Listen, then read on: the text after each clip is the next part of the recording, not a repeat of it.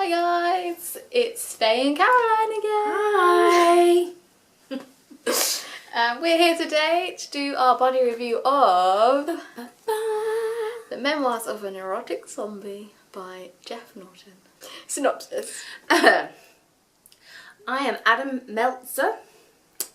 Yeah, I'm a zombie. But I just have to live with it. More importantly, I have to solve the mystery of my own death and resurrection before it happens to someone else. Are you coming with me? Are you? So, that's the synopsis of this book. And now we have some questions. So, what are your initial thoughts? Yeah, well, I was really excited to read this one. I mean, like you, I had the opportunity to hear Jeff Norton read the first chapter at an event. And it was just really funny and it gripped my attention immediately, and I just knew that this is a book that I had to read. So I have to say that I did really enjoy it, but I think that I'd set it up really high expectations for it and it didn't quite achieve what I was hoping to. The first chapter, which I'd previously heard him read, was definitely laugh out loud funny, and then from that point I think I was expecting that all the way through, but it wasn't all the way through. Yeah, no, I think it was an okay read. It wasn't my favourite, and again, I guess I think my expectations were too high. I think my problem was, well, even rereading the first chapter, I didn't find it as funny, and I think the problem is it's one of those books that would probably be hilarious if it was read out loud. But reading it in my own head, I just couldn't get the humour in the way that I nuance did. And the Yeah, like accent you didn't get like the way the words went up, and you know where the jokes go in the right place. I just didn't get those bits out of it because I don't think I was reading it correctly. Do you think then it might make an interesting book for parents to read, like with a child? Oh, I think it will be good, especially dads. I think dads will have so much fun reading this book to their kids. I think it would be brilliant. I think like in the way that like Roald Dahl is actually better read aloud because of the way that it sounds rather than the way that it reads on the page. Yeah, so that would be my first initial thoughts of it. Yeah. So, characters. What did you think of the fun little characters? I liked them. I thought they were interesting. I thought there was an interesting mix of characters. I like the brother-sister relationship between Adam and Amanda. Yeah, I think that's her name. Yeah, yes. Amanda. Yeah. I thought that was quite kind of antagonistic, but in a kind of fun way. I did like the bit as well when he gets home. Obviously he's a zombie. He's been dead for however long. He gets home. He's just like, "What do you mean you got rid of all my stuff? What do you mean I have to now sleep in the basement? Why did you just get rid of all my stuff so quickly?" So that was quite fun. So yeah, I do think the dynamics between the sister and the brother was quite fun because she was ready to just, move on with her life. I love that she sat there when she first comes across her brother. The mum is very accepting. It's like, it's her baby, and the sister's like sat there with a rolling pin, like, yeah, it's a zombie. So, actually, it's funny her recollecting. But again, I think it's just like this the reading aloud picture it bit. now, yeah. And I don't know. I thought the male friend, I can't think what he is now. The Chewbacca wacko. It's on the back. It's on the back. Chupacabra. Ernesto. He was a bit weird. But I think they're so outcasted characters all together. I think it's quite cool to see. I think as well he's supposed to be like a year younger, isn't he? So he is that kind of disgusting boy age. His hygiene isn't great anyway. And then poor old Adam is quite particular about hygiene and things anyway, which is obviously forms part of his character, which is his character.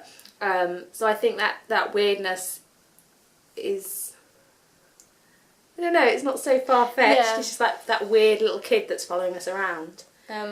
And yeah, the reason he died and the cause of his death at the end, when they find it, that was weird. I think it was a very male kind of humour, and I feel like boy kids would really enjoy that.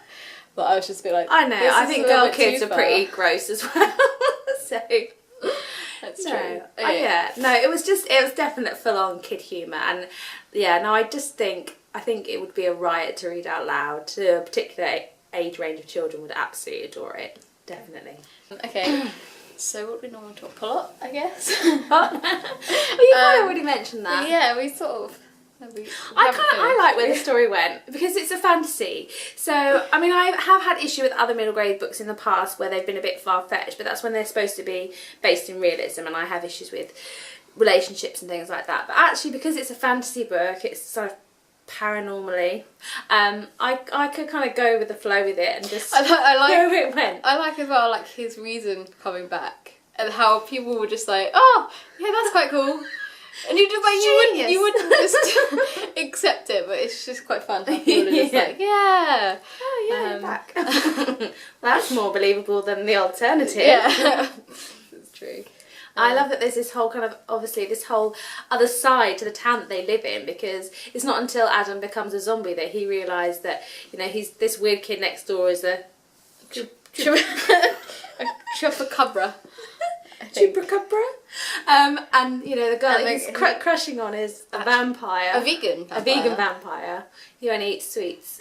So, yeah, it is quite funny that it all sort of came together.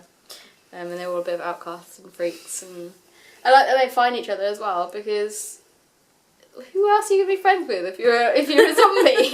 Like, you're just like, hey guys. Who else can you be yourself with? Yeah. But it's that nice, isn't it? It's that nice message about everybody finding friends and who they belong with and kind of finding their niche. Chums. So, I want to be friends. So, yeah, no, I like that about that. So I think, yeah, kids would really enjoy it, and I think it has good messages and it's really good.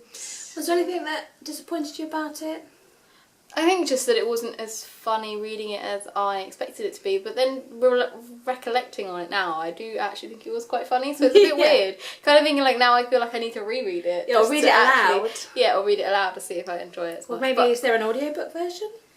If there isn't, then Jeff Norton needs to read the audiobook version, because that would just be amazing. So, I was actually, I don't know why, but I was actually surprised at how American it was. Now I know like Jeff is he's Canadian. Yeah. But in my mind he lives in the UK now. I kind of see him as a UKMG writer.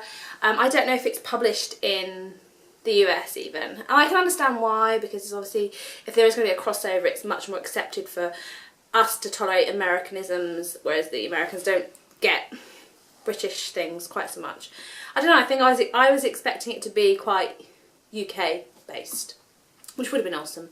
But actually, like we said, we know enough about American culture, and our kids grow up with American culture, that I don't think that would be an issue. No. So, yeah. I think the writing was quite easy to read. Obviously, being middle grade, that's already very helpful. Yes. So yeah, we liked it. It was a good read. Would recommend it. Definitely think kids are going to enjoy it. Read it aloud. Read it aloud to your kids. Best way to do it. Yeah. Age range, are we thinking? I think, to be honest, I mean, I've got a nearly 7-year-old, and I think that actually read it aloud to her, I think she would enjoy it. I was a bit concerned starting it, like, would young kids understand what a neurotic zombie is? Would they get the references? But actually, there's enough repetition and explanation. By the way, I love the footnotes. They're fantastic. Like, even though I knew what those words meant, I still had to read what Adam's like interpretation of them were. Just brilliant. I love that we knew what we were talking about a minute second about. What was I going to say? Sorry, yeah. So even a 7-year-old, I think would enjoy it. And actually, there's enough repetition, and there's enough. The children don't have to know what a neurotic zombie is, or what OCD is, or because it is Adam. Yeah. You're not told it, you're shown it. So yeah. And I think also that's great for any kids that are like that, to have a character that they can relate to. Because I can't think of any characters like Adam, disregarding the zombie part, that would be there for a child to be able to relate to if they were. And I also as well think that, like, reading it aloud to your kids as well, you would enjoy it as well. It's not one of the ones where you read the book to your kid and you're like, oh, this kid is really enjoying it and this is so boring. You'd probably be reading it and you would be enjoying it as well, which is always nice in a book. So it's a little bit like Roald Dahl in that way, where you read Roald Dahl and you're enjoying it and your kid's enjoying it, and it's just nice. It begs to be performed, really. Yeah. So definitely. Yeah. Okay, so recommendations that we would recommend. Roald Dahl. Anything by Roald Dahl.